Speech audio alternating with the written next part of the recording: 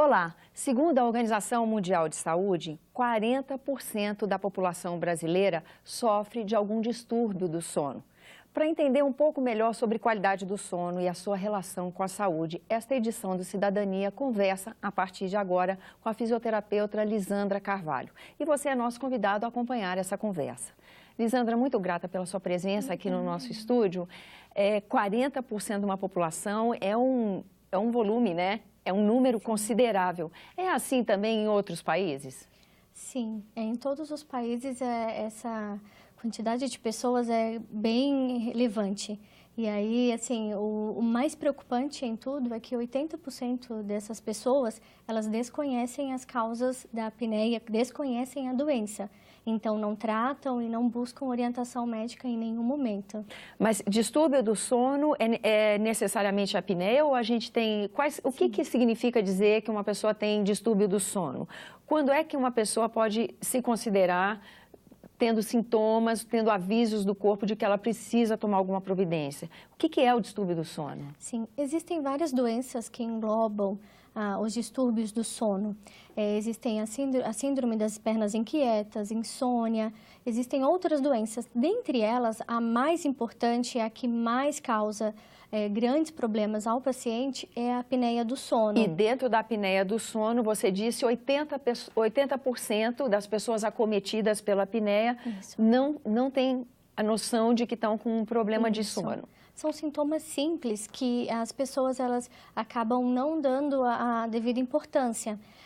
Geralmente eles acordam com muita dor de cabeça ou eles têm sensações de sufocamento durante a noite ou também eles podem ter uma sonolência diurna muito grande e eles pensam que realmente isso é devido a vida, o trabalho, a exigência que tem de trabalho durante o dia e que acarreta um sono ruim. Mas eles, com certeza, têm o distúrbio, têm a doença da apneia do sono, mas não tratam e não buscam informações. Então, há alguma campanha, alguma providência nesse sentido da área médica, no sentido de alertar as pessoas? Sim, existe anualmente no Brasil. Nós comemoramos ou colocamos o dia como um dia de atenção e de informações ao paciente, que é o Dia Mundial do Sono. Mundialmente, em março, é comemorado, é tido o mês como o mês do sono, então existem várias campanhas. Nós da Vitaleri Air Liquide, nós temos o nosso evento, que é o evento Movimento Pro Sono, e nós fazemos um evento no Parque da Cidade com informações, profissionais da saúde e orientações para o paciente e profissionais para uma caminhada e exercícios no parque. Lisandra, maus hábitos podem também ser responsáveis por uma baixa qualidade do sono? Porque a gente ouve falar, por exemplo, que o uso de eletrônico não é uma coisa aconselhável quando você está indo dormir. Também ficar com a televisão ligada ou ver televisão na cama. Há quem condene isso, há quem diga que se você é uma pessoa que frequenta academia, faz algum esporte, melhor seria que você fizesse no fim do dia para que isso já colaborasse para você dormir. No entanto, outras pessoas falam que não, que exercício melhor é quando você acorda de manhã. Dessas coisas que se fala, o que é mito e o que não é a respeito de você se preparar para dormir? Sim, para a preparação do sono, existem já estudos comprovados que nós precisamos nos privar de algumas coisas pelo menos 2 horas antes de dormir. Então, a televisão, livros, tudo que faz com que a nossa mente fique muito ativa ou muito agitada, isso pode causar, nos orientar a um sono ruim, nos colocar um sono ruim. Então, a nossa dieta do sono, como nós falamos, é assim, o paciente ele já tentar escutar uma música tranquila, realmente retirar o aparelho eletrônico, porque também as luzes do aparelho eletrônico, ele faz com que a íris do olho não rebaixe e fique muito agitado e tenha uma ação cerebral grande. Então, é o celular, é o computador, é a televisão. Televisão não é a orientação para ter dentro do quarto, porque as pessoas, elas não têm jeito, elas vão desligar da TV e vão para o quarto e a mente ainda vai continuar funcionando e muitas vezes envolvida com a história ou com o que ela estava escutando ou vendo na televisão. Em criança mesmo é frequente você ver que às vezes se uma atividade marcante foi feita antes do sono, às vezes ela aparece num sonho, Sim. numa noite mais agitada, Sim, né? aí tem os pesadelos, tem tudo isso. Em relação à atividade física, depende muito do organismo da pessoa. Tem pessoas que elas, se forem fazer uma atividade física à noite, elas ficam mais agitadas, tem uma agitação muito maior metabólica e cerebral e ela não consegue descansar, relaxar a musculatura, ela fica muito ativa. Então, para essas pessoas que já têm um ritmo agitado, uma pessoa que já é mais ativa, não é tão interessante realmente fazer atividade à noite. Sim, de manhã. Nesse caso, por exemplo, técnicas como meditação, relaxamento, yoga, isso é mito ou isso funciona? Funciona. Funciona? Funciona porque, assim, todos eles trabalham um ponto básico, a respiração. E a respiração, se tiver um exercício adequado, um exercício correto, ele nos leva ao relaxamento. Então, eles trabalham muitas formas da respiração. Então, o equilíbrio pulmonar com toda a musculatura e cerebral, porque vai oxigenar mais, porque nós estamos respirando bem, puxando, oxigenando melhor o pulmão, mais calma a pessoa fica. Ou seja, a respiração é a palavra-chave para um sono de qualidade? Sim. E a alimentação? Eu vou voltar na respiração, mas antes, só para a gente fechar. Sim. Aquela coisa de, a pessoa comeu demais à noite, bebeu demais à noite, e isso vai atrapalhar. É real? Sim, porque quando a pessoa, ela tanto come, quando ela come, o abdômen, ele dilata muito. Então, se a pessoa já tem o hábito de dormir de barriga para cima, como as pessoas a conhecem mais o abdômen ele vai travar a musculatura da respiração, que é o diafragma. Então, ele vai ter uma diminuição do ar entrando e troca gasosa. A oxigenação. A oxigenação vai ficar prejudicada. Entendi. O vinho ou qualquer outra bebida alcoólica, ela relaxa muito a musculatura. Então, pessoas que já têm a via aérea, que já é um calibre menor, a musculatura ela relaxa muito mais, e aí o fechamento da via aérea, ele vai acontecer muito mais vezes, com uma frequência até mais forte do que normalmente. Bom, com a sua resposta a gente já sai mesmo do tema de alimentação e já volta para a questão da respiração, né? Então, respiração é a chave.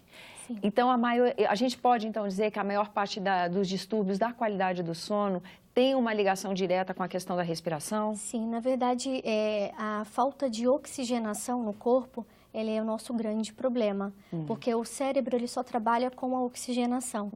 O coração ele só bate por conta de oxigênio. Pulmão, nem se fale, né? Então, assim, tudo depende da oxigenação. Se a gente está colocando pouco oxigênio dentro do corpo, menor oxigenação para trabalho de todos os órgãos que são importantíssimos para nós, e aí qualquer um deles, a gente pode ter o AVC, a gente pode ter o infarto agudo do miocárdio, e a gente pode também ter episódios grandes de hipertensão arterial.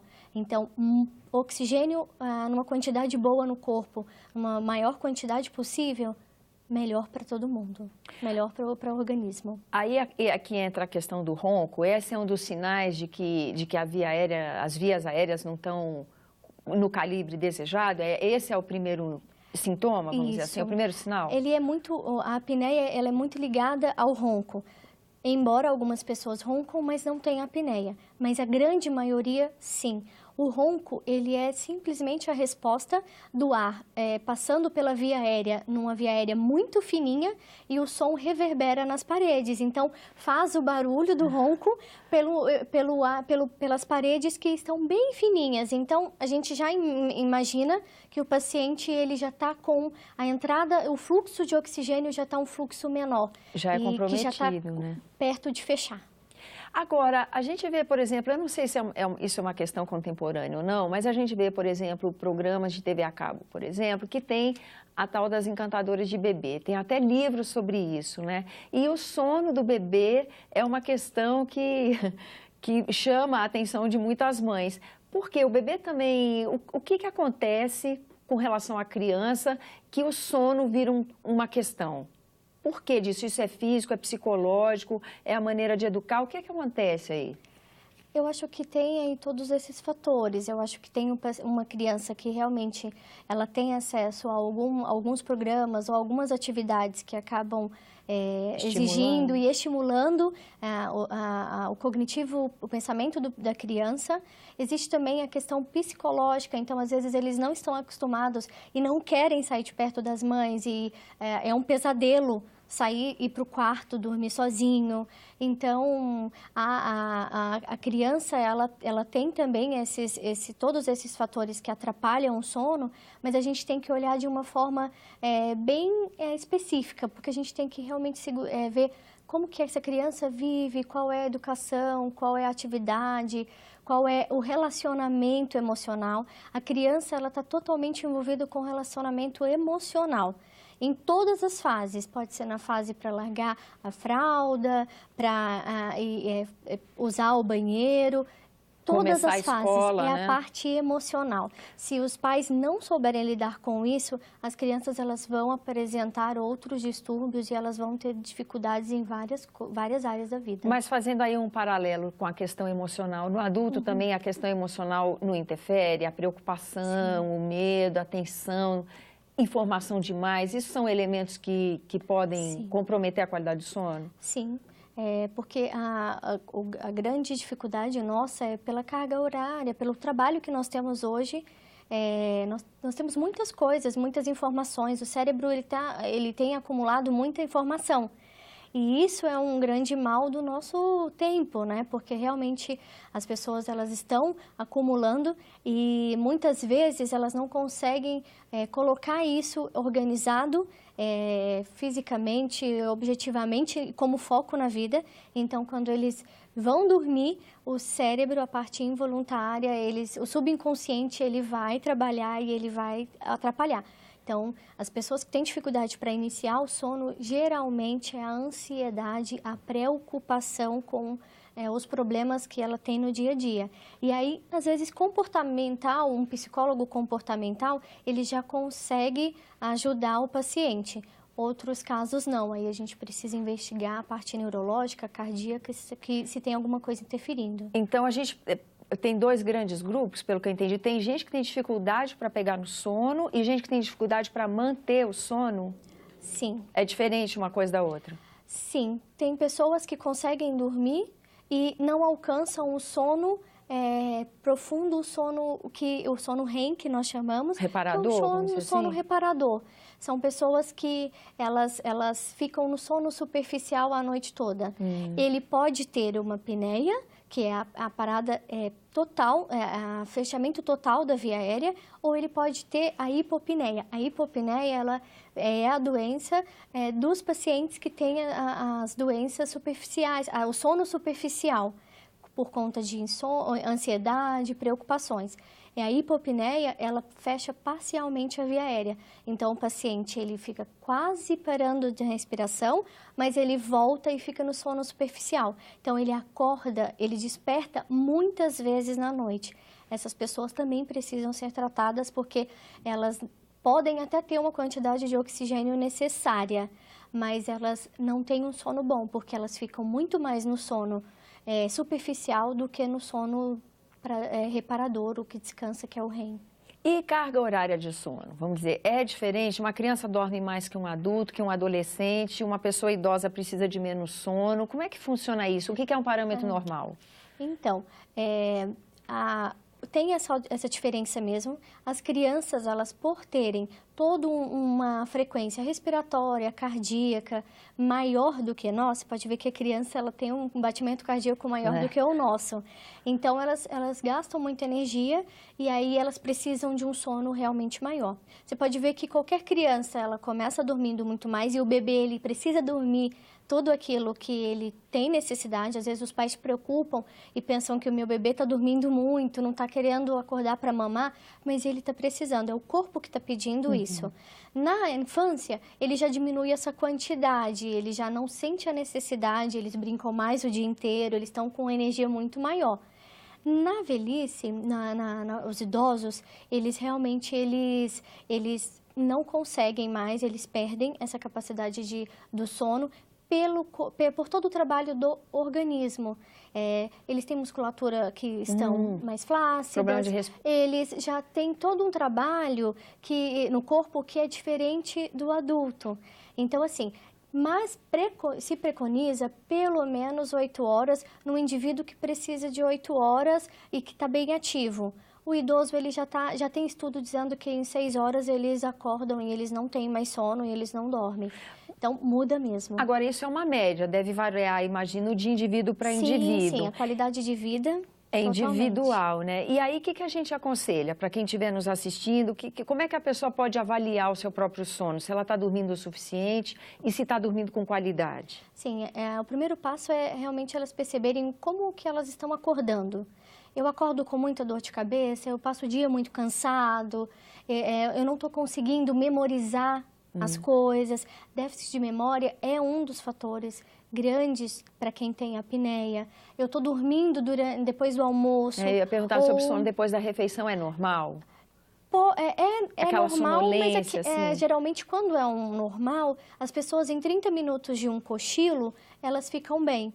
As outras não, se elas dormem 30 minutos, elas não dão conta de continuar. Elas vão despertar, mas vão despertar com outra velocidade, elas não vão conseguir trabalhar direito. Então, o sono diurno, um cansaço muito grande, perceber que não tem conseguido fazer todo o trabalho do dia que antes conseguia e agora não. E à noite você se percebe, está indo muitas vezes ao banheiro, porque muitas vezes ao banheiro é o sistema nervoso central avisando, acordando o paciente porque ele está em período de apneia já muito grande.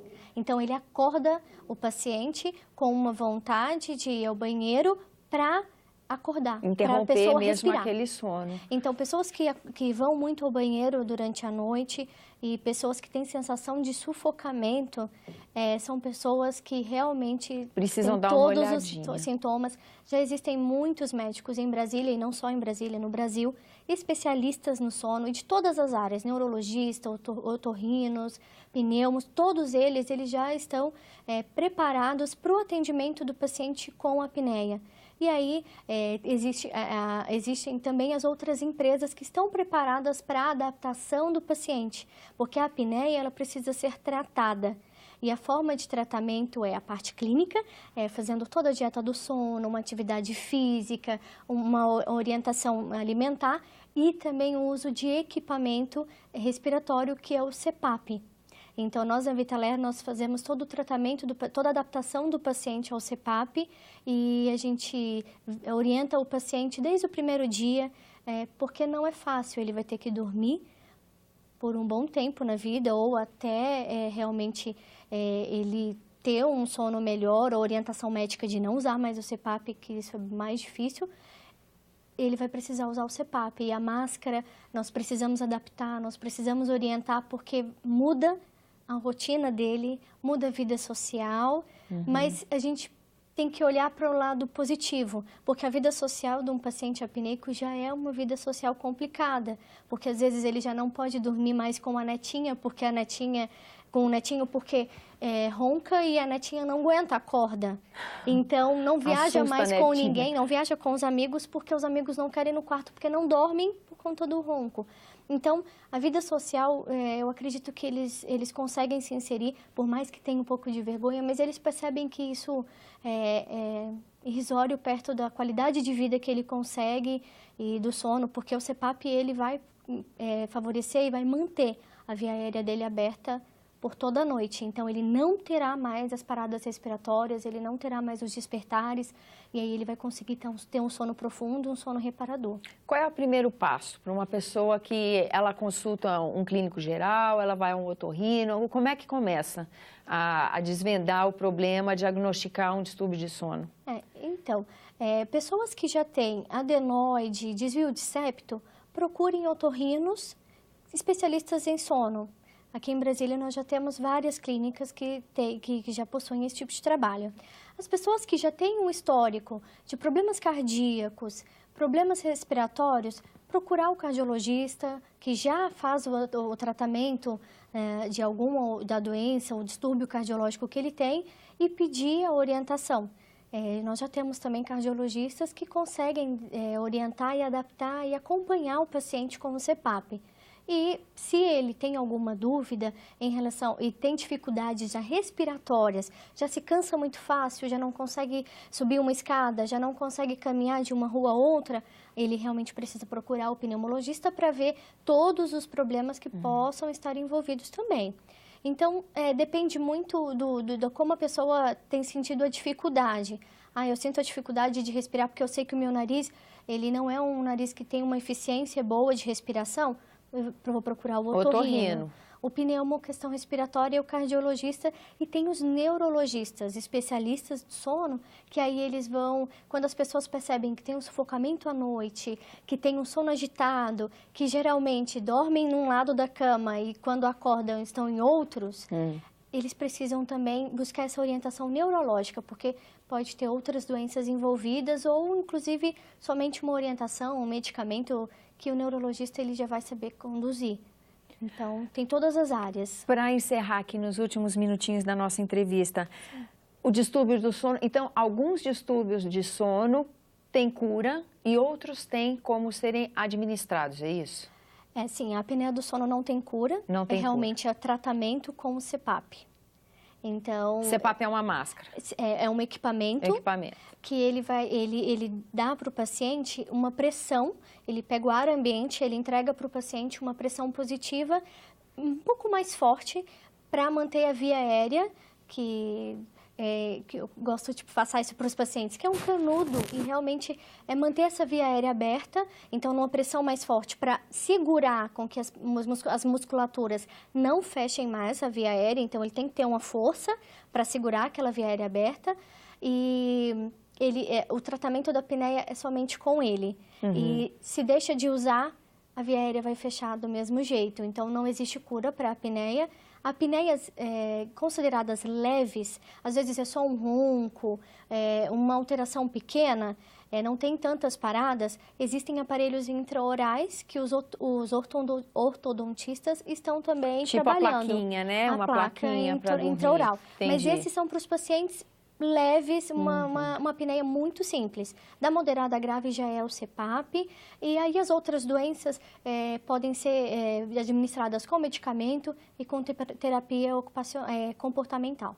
Entendi. Nós estamos aqui com o tempo esgotado. Eu queria, Lisandra, agradecer a sua presença conosco. Agradeço também a você que nos acompanha aqui no Cidadania. Lembrando que você é nosso convidado a fazer sugestões e críticas ao trabalho da TV Senado pelo 0800 61 2211. É uma ligação gratuita. Agora também a possibilidade de você se comunicar conosco pelo WhatsApp. E o número é 61 999 66 1616. Não se esqueça que você pode rever esse ou outro dos nossos programas usando o endereço eletrônico senado.leg.br/TV. Até a próxima.